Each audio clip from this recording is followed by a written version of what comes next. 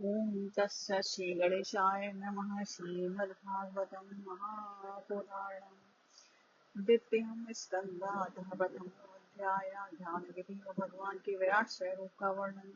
ओम नमो भगवते वासुदेवाय। श्री सुखवाच वरीयानीश ते प्रश्न ततो लोकहितं नृपात् वित्तसम्मतः पुरुषा शोचव्यादिशूयः परम्। श्रुतिव्याधिराजेन्द्रगणा सन्ति सहस्रशः पश्यतामात्मन् तत्त्वं गृहेषु गृहे मेधुना निद्रया हृदयते नक्तं यावायेन च वा वेदवाचार्थे हया राजन् कुटुम्बवर्णेन वः। श्री सुखदेव जी ने कहा, परीक्षित, तुम्हारा लोकहित के लिए किया हुआ प्रश्न बहुत ही उत्तम है। मनुष्यों के लिए जितनी भी बातें सुनने, स्मरण करने या कीर्तन करने की हैं, उन सब में वे श्रेष्ठ हैं। आत्मज्ञानी महापुरुष ऐसे प्रश्न का बड़ा आदर करते हैं। राजेंद्र, जो व्यस्त करके काम धंधों में उलझे हुए हैं, अपने स्वरूप को नहीं जानते, उनके लिए हजारों बातें कहने, सुनने और सोचने करने की रहते हैं। उनकी सारी उम्र यौन में बीत जाती है। उनकी रात नींद या स्त्री पसंद से कटती है और दिन धन की हाय हाय या कुटुंबियों के भरण पोषण में समाप्त हो जाता है। देहापत्यकलत्वेषादेष्ववात्मसंज्ञेष्व सत्यस्य तेषां प्रमत्तो निधनं पश्यन्नपि न पश्यति। तस्माद् भारत सर्वात्मा भगवानीश्वरो हरीश्वरव्यक्तित्वस्य स्मर्तव्यस्येषाव्ययम्। एतावान् सांख्ययोगाभ्यां सगर्भपदे निष्ठया जन्मलाभः परमं पुरुषामन्ते नारायण स्मृतिः। प्रायेण मुनियो राजन्नव्रता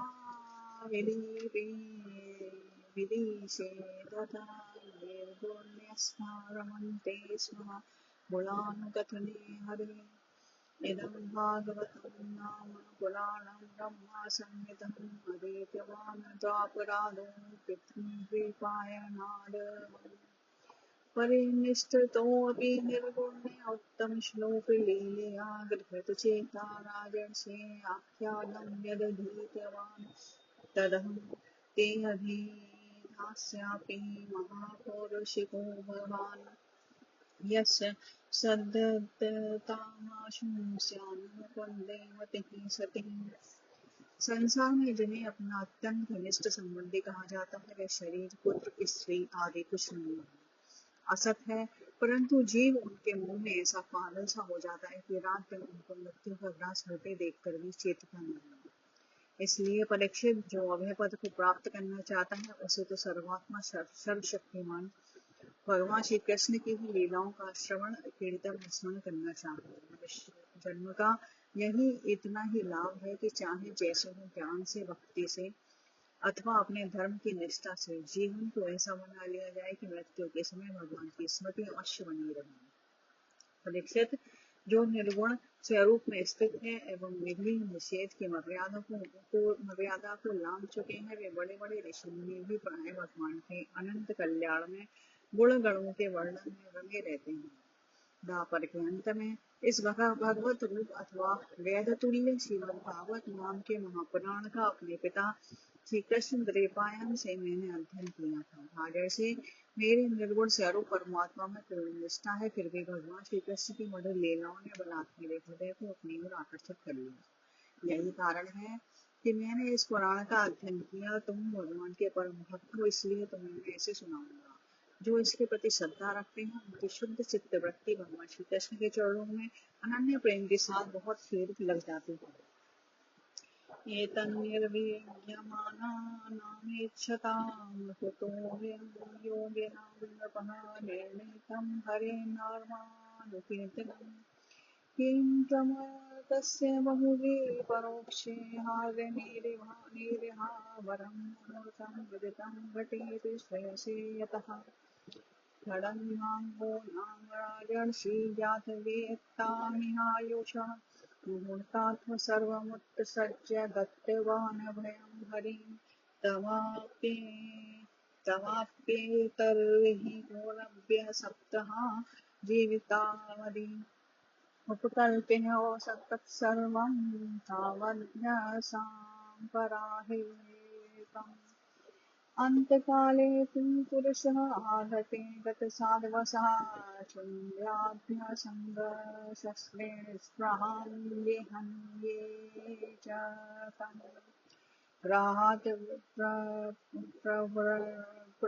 प्रव्रजितो वीरा पुण्यतीर्थजलाप्लुतः सूचो मृत्यासनो विधिवत्र कल्पे तासने अभ्यसेन्य मनसा शुद्धं प्रवृद्धं ब्रह्माक्षरः परं मनो यच्छेत श्वासो ब्रह्मा बीजं विस्मरन् जो लोग लोक या परलोक की किसी भी वस्तु की इच्छा रखते हैं या इसके विपरीत संसार में दुख का अनुभव करके जो उससे विरक्त हो गए हैं और निर्भय मोक्ष पद को प्राप्त करना चाहते हैं, उन साधकों के लिए तथा योग संपन्न सिद्ध ज्ञानियों के लिए भी समस्त शास्त्रों का यही निर्णय है कि वे भगवान के नामों का प्रेम से संकीर्तन करें। अपनी कल्याण साधना की ओर से असावधान रहने वाले पुरुष की वर्षों लंबी आयु भी अनजान में ही व्यर्थ बीत जाती है। उससे क्या लाभ, सावधानी से क्या ज्ञान पूर्वक बिताई हुई घड़ी 2 घड़ी भी श्रेष्ठ है, क्योंकि उसके द्वारा अपने कल्याण की चेष्टा तो की जा सकती है।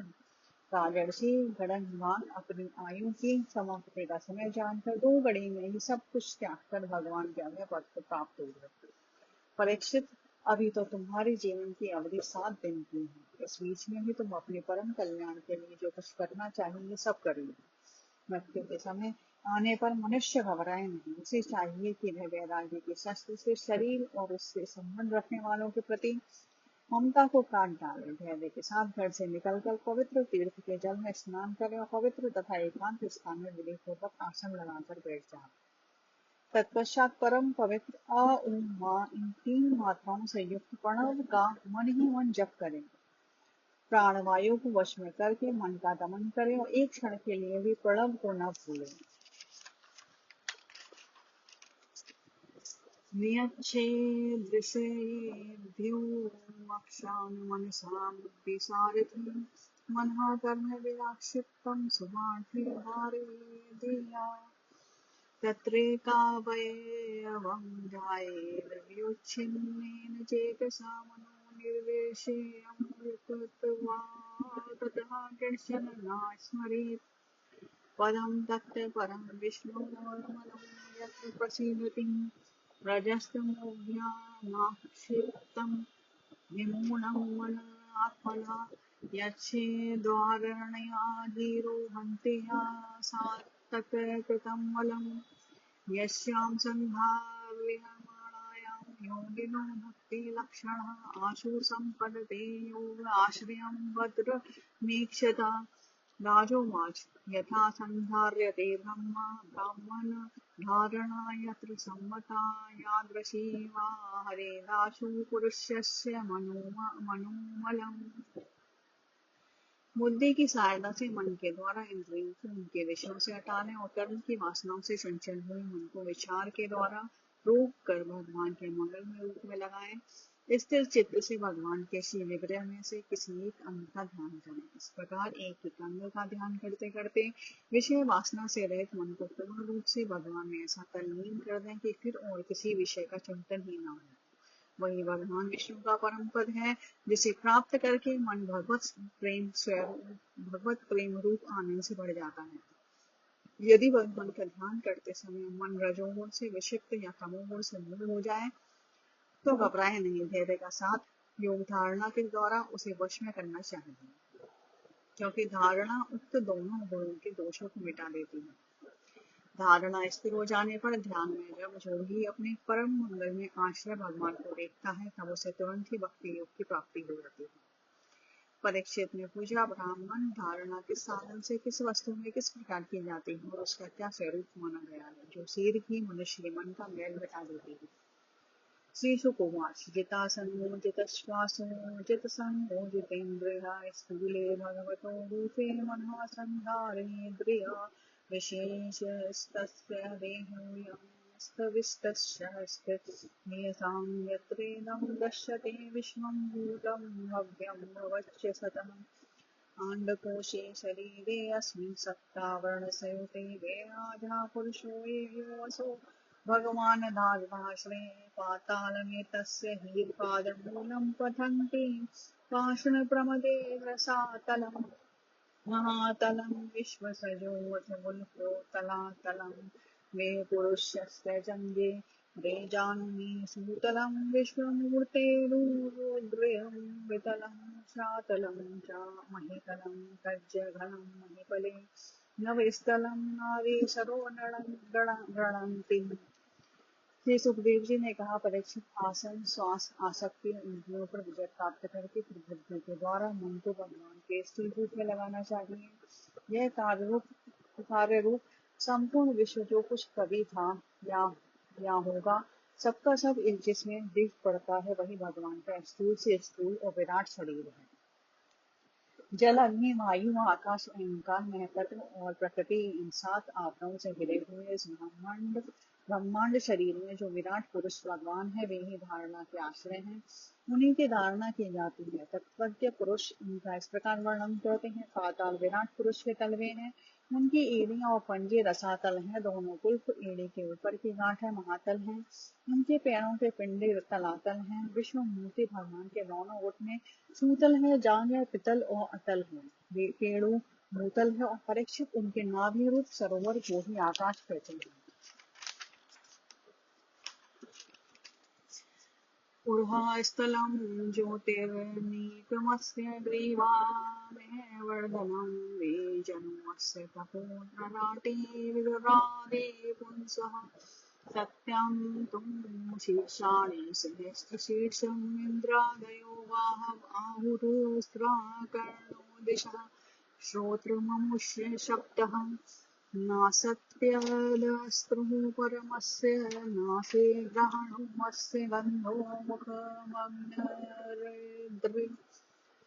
मुखमग्निर्विद्रुः गोरक्षिणी चक्षुर्भूतपतङ्गं पश्यमाणी विष्णोर्वहिनी उभे च तदा भ्रूविजृम्भ परमेष्टि दृश्ये मापोऽस्य कालो रस एव जिह्वः छन्दास्यन्तस्य शिरो गृह्णन्ति द्रष्टा यमः कलादृजानि आसो जनोन्मादकरी श्यामाया दुरन्त सर्गो यादपाङ्गमोक्षः। आदि पुरुष परमात्मा की छाती को सर्वलोक, गले को मिहिरलोक, भोजनलोक और ललाट को तपोलोक कहते हैं। उन सहस्त्र सिर वाले भगवान का मस्तक समूह ही सत्यलोक है। इंद्रादि देवता उनकी भुजाएं हैं। दिशाएं, कान, शब्द, श्रवणेन्द्रिय हैं। दोनों अश्विनी कुमार उनकी नासिका के छिद्र हैं। गंध घ्राणेन्द्रिय हैं और धड़कती हुई आग उनका मुख है। भगवान विष्णु के नेत्र अंतरिक्ष है, उनमें देखने की शक्ति सूर्य है। दोनों पल के रात और दिन है। उनका भूविलास ब्रह्मलोक है। तालु जल है और जिव्या रस। वेदों को भगवान का ब्रह्मरंध्र कहते हैं और यम को डान है। सब प्रकार के स्नेह दांत हैं और उनके जगन मोहिनी माया को ही उनकी मुस्कान कहते हैं। वे अनंत षष्टि उसी माया का कटाक्ष विक्षेप है। व्रीडोत्तरोष्टोऽधर एव लोको धर्मः स्तनो धर्मपथोऽस्य पृष्ठः कस्तस्य मेदं वृषणो च मित्रो कुक्षि समुद्रा गिरयो अस्ति सन्धा नदोऽस्य नाडियोऽथ तनूरुहाणि महिरूहा विश्वतनो नृपेन्द्र अनन्तविद्या ससेतं मातविश्वामत्पतिवर्य कर्मगुणप्रवाह ईशस्य केशानि विदूरं भुवानवासस्तु सन्ध्यां कुरुवर्य मुग्नः अव्यक्तमाहुं हृदयं यमनस्य स चन्द्रमा सर्वविकारकोशं विज्ञानशक्तिं महिमामनन्तिः सर्वात्मनोऽन्तःकरणं गिरित्रम्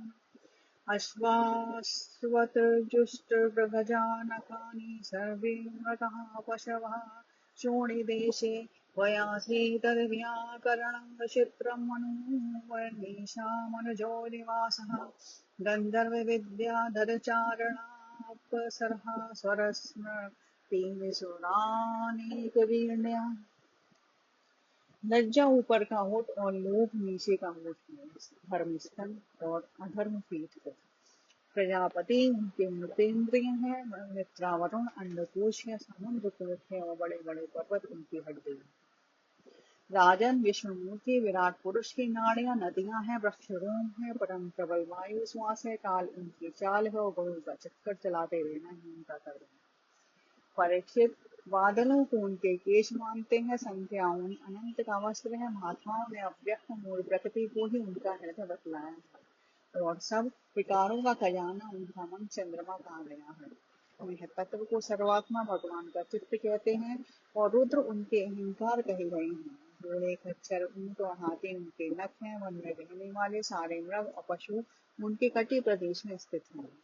तरह तरह के पक्षी उनके अद्भुत रचना कुशल है। स्वयंभू मनु उनकी मूर्ति है और मनु की संतान मनुष्य उनके निवास स्थान है। गंधर्व विद्याधर चारण अप्सरा उनके षडश आदि स्वरों की स्मृति है। दैत्य उनके वीर हैं। ब्रह्माननं शत्रुभुजो महात्मा विदुरोर्णं गृहश्रुतिप्रश्नवर्णः नानाविधाविद्यगणोपपन्नो द्रव्यात्मकः कर्मवितानयोगा ज्ञानसावीश्वर विग्रहस्य च यः सन्निवेशः कथितो मया ते सन्धार्यते अस्मिन् पपुषिः स्तविस्ते मनः स्वबुद्ध्या नायतोऽस्ति किञ्चित् सर्वधीवृत्यनुभूत सर्वात्मा यथा स्वप्नजनिक्ष्यते तं सत्यमानन्दनिधिं भजेत तान्यत्र सज्जेत यतः आत्मपातः। ब्राह्मण मुख, क्षत्रिय भुजाएं, वैश्य जंघाएं और शूद्र उन विराट पुरुष के चरण हैं। विविध देवताओं के नाम से जो बड़े बड़े द्रव्य में यज्ञ किए जाते हैं उनके कर्म हैं। परीक्षित विराट भगवान के स्थूल शरीर का यह स्वरूप है। सो मैंने तुम्हें सुना दिया। इसीलिए मुमुक्षु पुरुष बुद्धि के द्वारा मन को स्थिर करते हैं क्योंकि इससे भिन्न और कोई वस्तु नहीं है। जैसे स्वप्न देखने वाला स्वप्न अवस्था में अपने आप को भी विविध पदार्थों के रूप में देखता है, वैसे ही सबकी बुद्धि वृत्तियों के द्वारा सब कुछ अनुभव करने वाला सर्वांतर्यामी परमात्मा भी एक ही है। सत्य स्वरूप आनंद में ही भगवान का ही भजन करना चाहिए। अन्य किसी भी वस्तु में आसक्ति नहीं करनी चाहिए क्योंकि यह आसक्ति जीव के अधपतन का हेतु है। इति श्रीमद्भागवते महापुराणे पारमहंस्य संहितायां द्वितीय स्कंधे महापुरुष संस्थानो वर्णन में प्रथमो अध्याय अथ द्वितीयो अध्याय भगवान के स्थूल और सूक्ष्म वृत्तियों की धारणा तथा क्रम मुक्ति और सद्यो मुक्ति का वर्णन। श्री सुक उवाच एवं पुरा धारणायात्मनो आत्मयोनिर्नष्टा स्मृतिं वृत्त्यवरुध्य तुष्टात् तथा संसर्जेदमोद्यद्रष्टेऽव्यथाप्ययात् प्रागः व्यवसाय बुद्धि शाब्दस्य हि ब्राह्मण एष पन्थायन्नाम विद्यर्यायति धीरे पार्थे परिभ्रमस्तत्र न विन्दते अर्थान् मया मयि वासनया वशयान ततः कविन्नामसूयावदर्थं स्याद् प्रमत्तो व्यवसाय बुद्धि सिद्धेऽन्यर्थार्थे नायतेत तत्र परिश्रमं तत्र समीक्ष्यमाणः। श्री सुखदेव जी कहते हैं सृष्टि के प्रारंभ में ब्रह्मा जी ने इसी धारणा के द्वारा प्रसन्न हुए भगवान से सृष्टि विषयक स्मृति प्राप्त हुई थी जो पहले प्रलय काल में विलुप्त हो गई थी। इससे उनकी दृष्टि अमूल और बुद्धि निश्चयात्मका हो गई। तब उन्होंने इस जगत को वैसे ही रचा जैसा कि यह प्रलय के पहले था। वेदों की वर्णन शैली ही इस प्रकार की है कि लोगों की बुद्धि स्वर्ग आदि निरर्थक नामों के पेड़ से फंस जाती है। जीव वहां सुख की वासना से स्वप्न सा देखता हुआ भटकने लगता है। किंतु उन माया में लोगों में कहेंगे उसे सच्चे सुख की प्राप्ति नहीं होता। इसलिए विद्वान पुरुष को चाहिए कि वे वेद नाम वाले पदार्थों से उतना व्यवहार करें जितना प्रयोजनीय हो। अपनी बुद्धि को उनकी निस्तारता के निश्चय से परिपूर्ण रखें और एक क्षण के लिए भी असावधान न हो। यदि संसार के पदार्थ प्रारब्ध वश बिना परिश्रम के यों ही मिल जाएं, तब उनके उपार्जन का परिश्रम व्यर्थ समझकर उनके लिए कोई तत्व न करें। सत्स्यांशितो कशिपो प्रयायसे बाहुश्रय सिद्धेहिया आहाहुपविहरणे किम्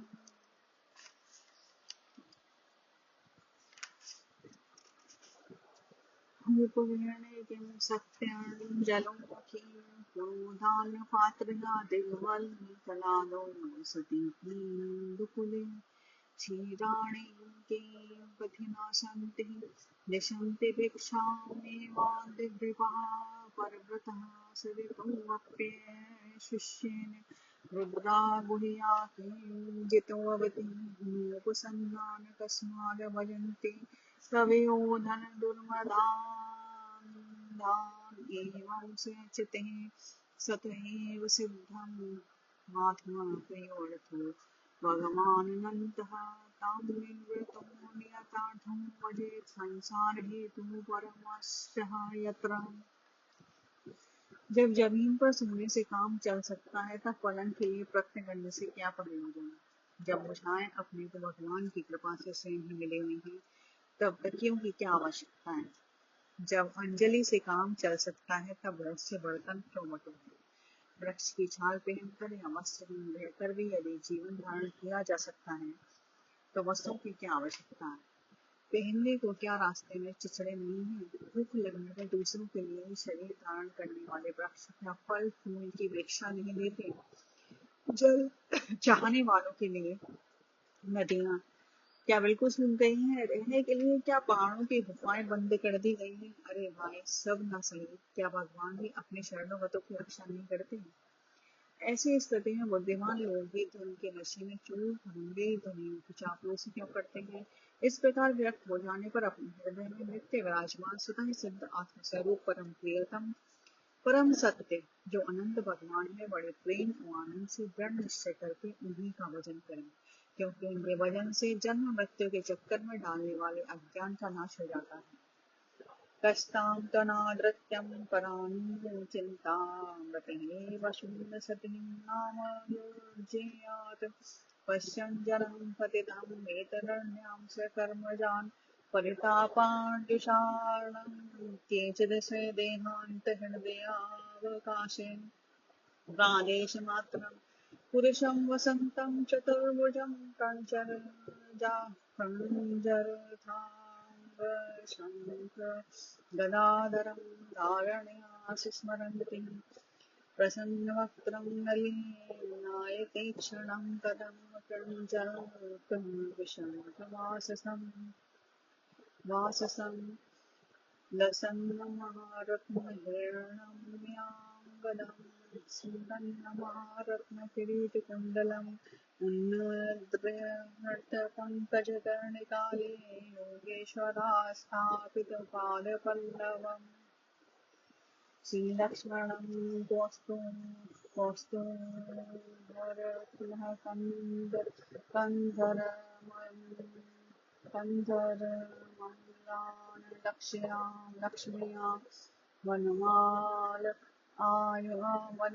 वनमालयाचितम्। पशुओं की बात तो अलग है, परंतु मनुष्यों में भला ऐसा कौन है जो लोगों को संसार रूपी वैतरणी नदी निरंतर अपने कर्मजन्य दुखों को भोगते हुए देखकर भी भगवान का मंगल में चिंतन नहीं करेगा। इस असत विषय भोगों में ही अपने चित्त को भटकने देना। कोई साधक अपने शरीर के भीतर हृदय आकाश में विराजमान भगवान के प्रादेश मात्र स्वरूप की धारणा करते हैं। वे ऐसा ध्यान करते हैं कि भगवान की चार भुजाओं में शंख चक्र गदा और पद्म है। उनके मुख पर प्रसन्नता झलक रही है, कमल के समान विशाल और कोमल नेत्र हैं। कदम के पुष्प की केसर के समान पीला वस्त्र धारण किए हैं, भुजाओं में शेष रत्नों से जड़े हुए सोने के बाजून शोभायमान है। सिर पर बड़ा ही सुंदर मुकुट और कानों में कुंडल है, जिनमें जड़े हुए बहुमूल्य रत्न जगमगा रहे हैं। उनके चरण कमल योगेश्वरों के खिले हुए हृदय कमल की कर्णिका पर विराजित हैं। उनके हृदय पर जीवत्स का चिन्ह एक सुनहरी रेखा है। गले में कौस्तुभ मणि लटक रही है। वक्ष स्थल कभी न कुंचल लाने वाली वनमाला से गिरा हुआ है। विभूषितम् मेखलयाङ्ग बुलिहे के बुलिहे श्रीमाधनेन्दुपुरसङ्कणादिभिः स्निग्धामलापूर्णचिते नीलकुन्तले विरोचमानाननमानाननासुरेशलम् अदीनलीलासुतेक्षणोल्लसद्भुभङ्ग संसूचितहुर्यनुगृहम् ईक्षेत चिन्तामेनेश्वरं यावन्न मनो नारण यावतिष्ठते। एकैकशोऽङ्गानि ध्यानुभावेत पादादि यावद्धृषितं गदावृतं जितं स्थानं तूभ्यां धारयेत परं परं शुध्यति दिव्यथा यथा यावन्निर्जायते परावलिः अस्मिन् विश्वेश्वरे दष्टरि भक्तियोगा तावत् स्तरीये पुरुषस्य रूपं क्रियावसाने प्रियतः स्मरेत्। वे कमर में करधनी, अंगुलियों में बहुमूल्य अंगूठी, चरणों में मुकुट और हाथों में कंगन आदि आभूषण धारण किए हुए हैं। उनके बालों की लटें बहुत चिकनी, निर्मल, घुंघराली और नीली हैं। उनका मुख कमल मंद मंद मुस्कान से गिर रहा है। लीला पूर्ण उन्मुक्त हास्य और चित्रमय से शोभायमान मोहों के द्वारा वे भक्तजनों पर अनंत अनुग्रह की वर्षा कर रहे हैं। जब तक मन इस धारणा के द्वारा स्थिर न हो जाए, तब तक बार बार इन चिंतन स्वरूप भगवान को देखते रहने की चेष्टा करनी चाहिए।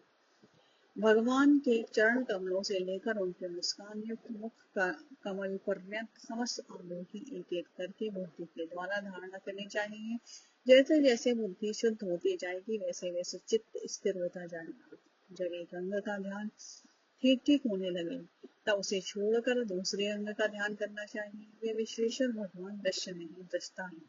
सगुण निर्गुण सब कुछ इन्हीं का स्वरूप है। जब तक इनमें अनन्य प्रेम में भक्ति योग न हो जाए, तब तक साधक को नित्य नैमित्तिक कर्मों के बाद एकाग्रता से भगवान के उपयुक्त स्थूल रूप का ही चिंतन करना चाहिए।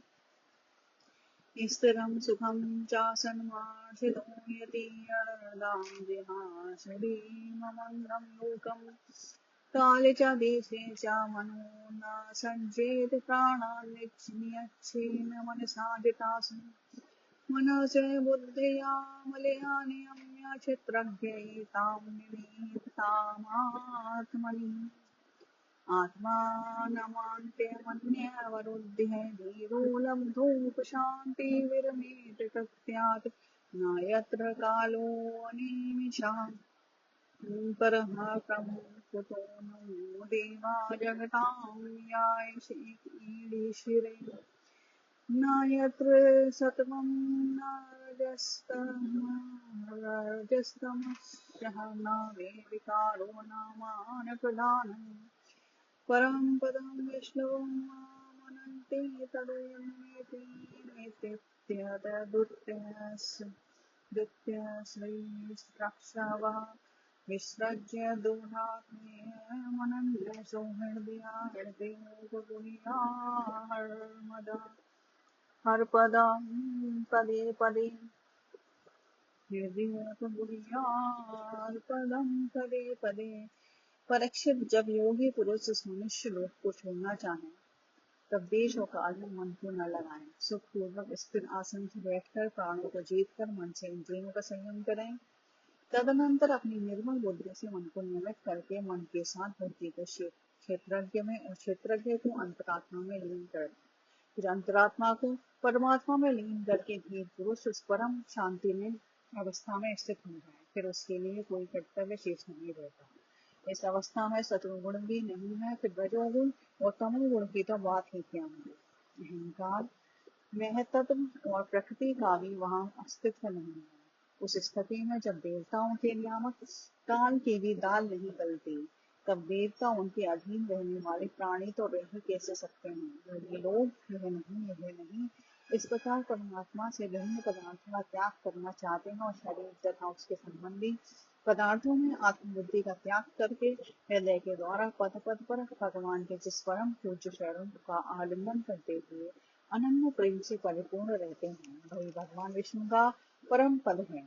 इस विषय में समस्त शास्त्रों की सम्मति है।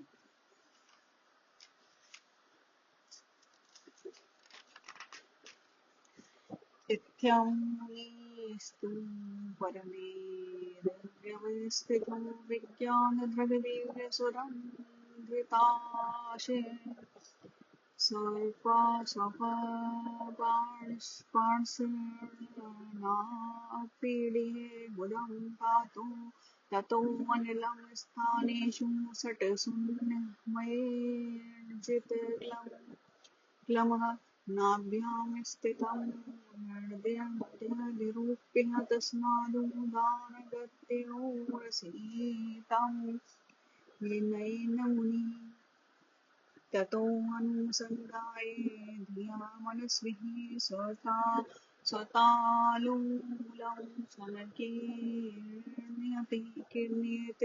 तस्मान् भगोरन्तरमुन्येत निरुद्धं सप्तायतु यतनोऽनपेक्षः स्थित्वा मुहूर्तान्धर्मः कुण्ठद्रष्टः निर्विद्य मूर्धन्यः विसृजेत् परं गतः यदि प्रयास्यन्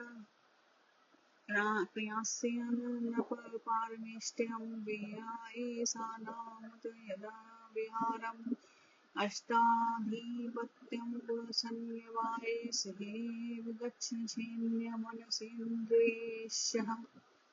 ज्ञान दृष्टि के बल से जिसकी चित्त की वासना नष्ट हो गई है, उस ब्रह्मनिष्ठ योगी को इस प्रकार अपने शरीर का त्याग करना चाहिए।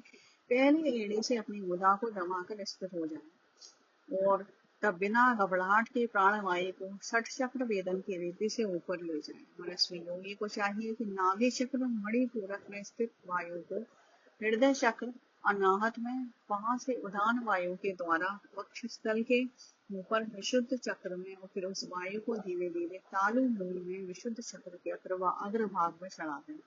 तदनंतर दो आंख, दो कान, दो नासा छिद्र और मुख, इन सातों छिद्रों को रोककर उस तालु मूल में स्थित वायु को दोनों के बीच आज्ञा चक्र में ले जाएं। यदि किसी लोक में जाने की इच्छा ना हो तो आधी घड़ी तक उस वायु को वहीं रोककर स्थिर लक्ष्य के साथ उसे शेषार्थ में ले जाकर परमात्मा में स्थित हो जाए। इसके बाद ब्रह्मरंध्र का वेदन करके शरीर इंद्रिय आदि को छोड़ दें। परीक्षित, यदि योगी की इच्छा हो कि मैं ब्रह्मलोक में जाऊं, 8 सिद्धियां प्राप्त करके आकाशचारी सिद्धों के साथ विहार करूं अथवा त्रिगुण में ब्रह्मांड के किसी भी प्रदेश में विचरण करूं, तो उसे मन और इंद्रियों को साथ ही लेकर शरीर से निकलना चाहिए। योगेश्वराणां गतिमहुरन्तर्बहिर्लोक्यां पवनान्तरात्मनां नाम कर्मविष्टां गतिमाप्नुवन्ति विज्ञातपूर्वयोगसमाधिभाजां विश्वानरं याति विहाय सा गतः शुशुम्नेहा ब्रह्मापतिं शुचिषा वैधूतकल्पोऽधः हरिरुदस्तात् प्रयाति चक्रं नभः शेषोऽवारम् तदा विष्णुर्नाभिं तथैव तर्व्यं विष्णुर्नीयसा विरजेनाथमानेकः नमस्कृतं ब्रह्माविदामपि ते कल्पायुषो यदनुदारमन्ते अधोऽनन्तस्य मुखानलेन दन्द्रह्यमानं स निरीक्ष्य विश्वम्। याति सिद्धेश्वर जुष्टदेशनियं यदा द्रपराद्रव्यं तदनुपारमेष्टेयम्। योगियों का शरीर वायु की भांति सूक्ष्म होता है। उपासना, तपस्या, योग और ज्ञान का सेवन करने वाले योगियों को त्रिलोकी के बाहर और भीतर सर्वत्र स्वतंत्र रूप से विचरण करने का अधिकार होता है। केवल कर्मों के द्वारा इस प्रकार बेरोक टोक विचरना नहीं हो सकता। परीक्षित, योगी ज्योति में मार्ग सुषुम्ना के द्वारा जब ब्रह्मलोक के लिए प्रस्थान करता है, तब पहले वह आकाश मार्ग से अग्निलोक में जाता है। वहां उसके बचे कुचे मल भी जल जाते हैं। उसके बाद वह वहां से ऊपर भगवान श्री हरि के सुषुम्ना नामक ज्योतिर्मय चक्र पर पहुंचता है। भगवान विष्णु का यह सुषुम्ना चक्र विश्व ब्रह्मांड के भ्रमण का केंद्र है। उसका अतिक्रमण करके अत्यंत सूक्ष्म एवं निर्मल शरीर से वह अकेला ही महलोक में जाता है। वह लोक ब्रह्मवेत्ताओं के द्वारा भी वंदित है और उसमें कल्प पर्यंत जीवित रहने वाले देवता विहार करते रहते हैं। फिर जब प्रलय का समय आता है, तब नीचे के लोगों को शेष के मुख से निकली हुई आग के द्वारा भस्म होते देख वह ब्रह्मलोक में चला जाता है। जिस ब्रह्मलोक में बड़े बड़े सिद्धेश्वर विमानों पर निवास करते हैं, उस ब्रह्मलोक की आयु ब्रह्मा की आयु के समान ही दो परार्ध की है। न यत्र शोको न जरा न मृत्युः नानृतमशोदेयः कृते कुतश्चित् यस्यः ततो वदकृपया निर्विदां दुरन्तः दुःखप्रभवान् दर्शनात् ततो विशेषं प्रतिपद्यं निर्वयस्तेनात्मना को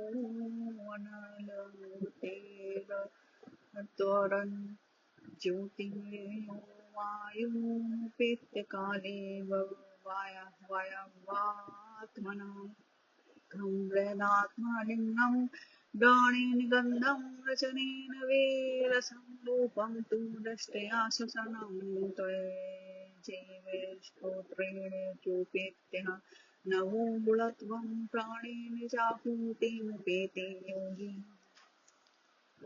वहाँ न शोक है, न दुख, न बुढ़ापा है, न मृत्यु। फिर वहाँ किसी प्रकार का उद्वेग या भय तो हो ही कैसे सकता है। वहाँ यदि दुख है तो केवल एक बात का, यही कि इस परम पद को न जानने वाले लोगों के जन्म मृत्यु में अत्यंत घोर संकट को देखकर दयावश वहाँ के लोगों के मन में बड़ी व्यथा होती है। सत्यलोक में पहुंचने के पश्चात वह योगी निर्भय होकर अपने सूक्ष्म शरीर को पृथ्वी से मिला देता है और फिर उतावली न करते हुए 7 आवरणों का वेदन करता है। पृथ्वी रूप से जल को और जल रूप से अग्नि में आवरणों को प्राप्त होकर वह ज्योति रूप से वायु रूप आवरण में आ जाता है और वहां से समय पर ब्रह्मा की अनंतता का बोध कराने वाले आकाश रूप आवरण को प्राप्त करता है। इस प्रकार स्थूल आवरणों को पार करते समय इसकी इंद्रियां ही अपने सूक्ष्म अधिष्ठान में लीन होती जाती हैं। घ्राणेन्द्रियां गंध तन्मात्रा में, रस तन्मात्रा में, नेत्र रूप तन्मात्रा में, त्वचा स्पर्श तन्मात्रा में, श्रोत्र शब्द तन्मात्रा में और कर्मेंद्रियां अपनी अपनी क्रिया शक्तियां मिलकर अपने अपने सूक्ष्म स्वरूप को प्राप्त हो जाती हैं। भूत सूक्ष्मेन्द्रिय सन्निकर्ष मनोमयं देवमयं विकार्यं संसाध्यागत्याचहेतेन ज्ञाति विज्ञान तत्त्वं गुणसनिरोधं तेनात्मनाथमानमुपेति शान्तमानन्दमानन्दमयोऽवसाने एतां गतिं भागवतीं गतो यां सा वे विसज्जते एते सति तेन वेदगीते प्रिया विप्रस्थे सनातने च ये वे पुरा ब्राह्मणाः पृष्ठ आराधितो भगवान् वासुदेवः न ह्यतोऽन्यः शिवं वन्ता विशतं संस्कृता विधि वासुदेवे भगवती भक्ति योगो यतो भवेत्। इस प्रकार योगी पंचभूतों के स्थूल सूक्ष्म आवरणों को पार करके अहंकार में प्रवेश करता है। वहाँ सूक्ष्म भूतों को तामस अहंकार में, इंद्रियों को राजस अहंकार में तथा मनो इंद्रियों के अधिष्ठाता देवताओं को सात्विक अहंकार में लीन कर देता है। इसके बाद अहंकार विषय क्रिया रूप गति के द्वारा मृतक में प्रवेश करके अंत में समस्त गुणों के लिए स्थान प्रकृति रूप आवरण में जा मिलता है। परीक्षित, महाप्रलय के समय प्रकृति रूप आवरण का भी लय हो जाने पर वह योगी स्वयं आनंद स्वरूप होकर अपने उस निरावरण रूप से आनंद स्वरूप शांत परमात्मा को प्राप्त हो जाता है। जिसे इस भगवन्मय गति की प्राप्ति हो जाती है उसे फिर इस संसार में नहीं आना पड़ता। परीक्षित, तुमने जो पूछा था उसके उत्तर में मैंने वेदोक्त त्रिविध सनातन मार्ग संध्यो मुक्ति और ब्रह्म मुक्ति का तुमसे वर्णन किया। पहले ब्रह्मा जी ने भगवान वासुदेव की आराधना करके उनसे जब प्रश्न किया था तब उन्होंने उत्तर में इन्हीं दोनों मार्गों की बात ब्रह्मा जी से कही थी। संसार चक्र में पड़े हुए मनुष्य के लिए जिस साधन के द्वारा उसे भगवान श्री कृष्ण की अनन्य प्रेममय भक्ति प्राप्त हो जाए, इसके अतिरिक्त और कोई भी कल्याणकारी मार्ग नहीं है।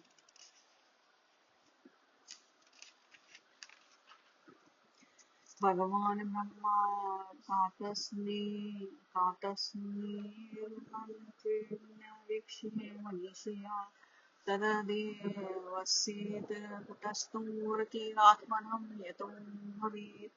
भगवान् सर्वभूतेषु लक्षितः स्वात्मना हरिदृश्ये बुद्ध्यादिविभ्रष्टाः लक्षणैर्नो तस्मात् सर्वात्मना राजन् हरिः सर्वत्र सर्वथा श्रोतव्यः कीर्तितव्यश्च स्मर्तव्यो भगवान् नृणाम्।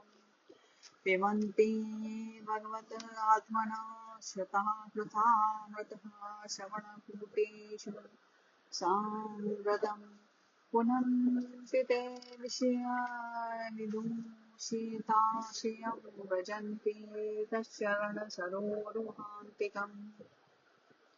भगवान ब्रह्मा ने एकाग्र चित्त से सारे वेदों का 3 बार अनुशीलन करके अपनी बुद्धि से यह निश्चय किया कि जिससे सर्वात्मा भगवान श्री कृष्ण के प्रति अनन्य प्रेम प्राप्त हो वही सर्वश्रेष्ठ धर्म है। समस्त चराचर प्राणियों में उनके आत्मा रूप से भगवान श्री कृष्ण ही लक्षित होते हैं, क्योंकि ये बुद्धि आदि दृश्य पदार्थ उनका अनुमान कराने वाले लक्षण हैं। वे इन सबके साक्षी एकमात्र दृष्टा है। परीक्षित, इसलिए मनुष्यों को चाहिए कि सब समय और सभी स्थितियों में अपनी संपूर्ण शक्ति से भगवान श्री हरि का ही श्रवण कीर्तन और स्मरण करें। राजन, संत पुरुष आत्मस्वरूप भगवान की कथा का मधुर अमृत बांटते ही रहते हैं। जो अपने कान के दोनों में भर भर कर उनका पान करते हैं, उनके हृदय से विषंगा विषैला स्वभाव जाता रहता है, यह शुद्ध हो जाता है और वे भगवान श्री कृष्ण के चरण कमलों की सन्निधि प्राप्त कर लेते हैं। इति श्रीमद्भागवते महापुराणे पारमहंस्यां संहितायां द्वितीयस्कन्धे पुरुषसंस्था वर्णनं नाम द्वितीयोऽध्यायः।